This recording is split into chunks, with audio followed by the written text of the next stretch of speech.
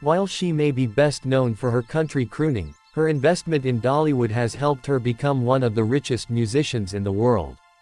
By Madeline Berg. In the mid-1970s, Elvis Presley, then in the middle of his comeback, approached Dolly Parton. He wanted to cover "I Will Always Love You," Parton's 1974 chart-topping single.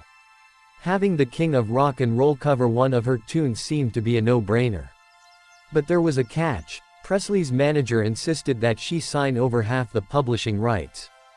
Parton refused. Ever since she started her own music publishing company in 1966, she had held onto nearly all of her publishing rights, which meant she got paid a bigger royalty whenever one of her songs is played or covered.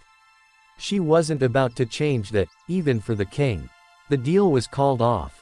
Almost 2 decades later, Whitney Houston covered the song, with Parton holding onto those lucrative publishing rights.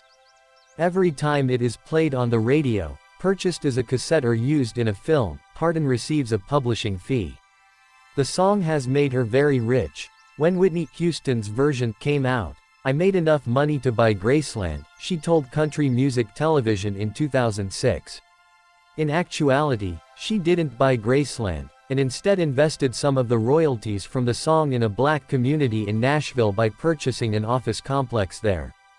It's that kind of shrewd business mindset that has helped Parton build an estimated $350 million fortune.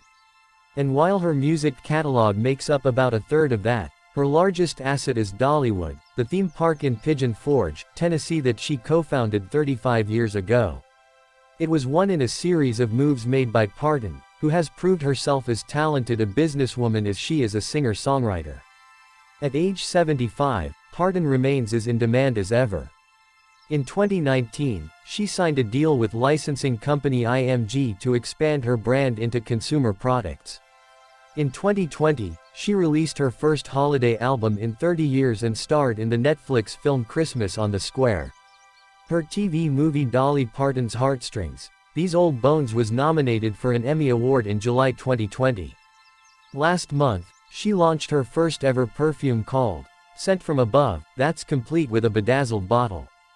Parton has also extended her appeal to a younger generation. She's racked up 5.2 million followers on Twitter and 4.3 million on Instagram, where she went viral last year after sparking a meme. Born in 1946 in a one-room cabin in rural Tennessee, Parton grew up watching her father hustle as a sharecropper, tobacco farmer and construction worker, and listening to her mother sing as she cared for her 12 children.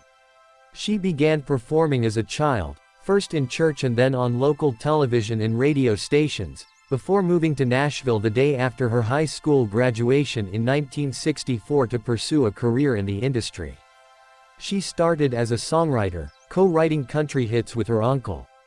At first, she was signed with Combine Music, but when that contract expired in 1966, the 20-year-old Parton made one of the most consequential business decisions of her career.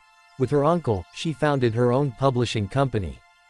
From then on, Parton, who has had 25 #1 hits on Billboard's Hot Country Songs chart, has owned her own publishing rights.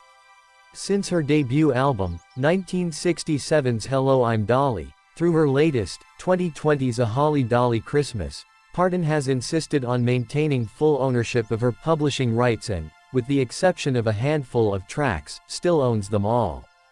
That decision has proven prescient, as investors like Universal Music and Hipgnosis have begun to snatch up the rights to catalogs like those of Bob Dylan, in a deal worth $325 million, and Paul Simon, $250 million. The value of popular music catalogs has hit an all-time high.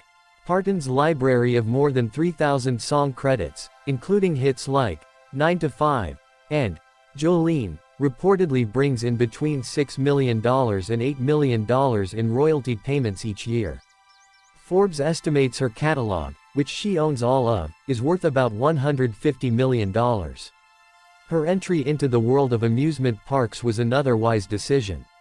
In 1986, she sought to take some of the millions she'd earned as a country star and invest in her hometown.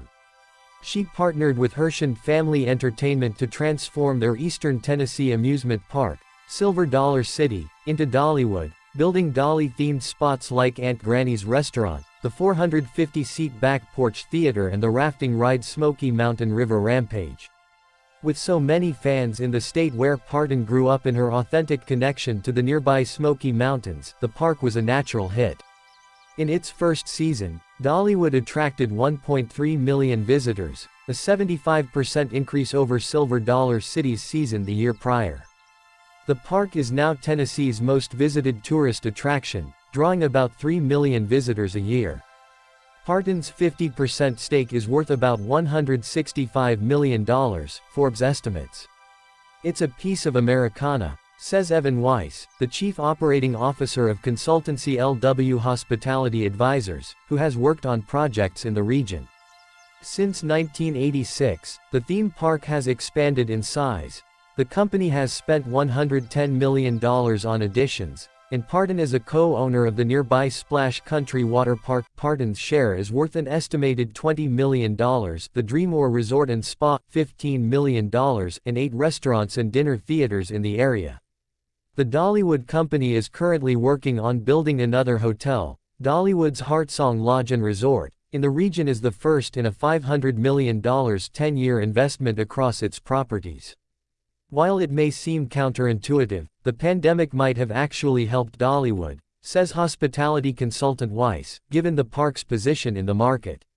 While the attraction lost months of revenue at first, once it reopened in June 2020, at a limited capacity at first and with the addition of hundreds hand sanitizer stations, it became a go-to tourist attraction for travelers in the region who wanted an outdoor vacation without the risks of flying. The drive to staycation market is on fire, and it has been since last year, says Weiss. According to a Morning Consult poll from late July focused on the return to normal, 75% of Americans said they feel safe, comfortable taking a road trip, while only 41% say they're comfortable with domestic flights and 30% are comfortable with international flights. Pigeon Forge, Tennessee made TripAdvisor's 2021 list of trending destinations thanks to its growing popularity among travelers. But Parton's crowning achievement of the past couple of years has little to do with music, acting or theme parks. In April 2020, she announced a $1 million gift to Vanderbilt University to help research the coronavirus. 7 months later, a report by the New England Journal of Medicine revealed her money helped fund Moderna's vaccine. Vaccine, vaccine, vaccine, vaccine, I'm begging of you, please don't hesitate, she sang to the tune of Jolene as she got her jab. Vaccine, vaccine, vaccine, vaccine, 'cause once you're dead then that's a bit too late.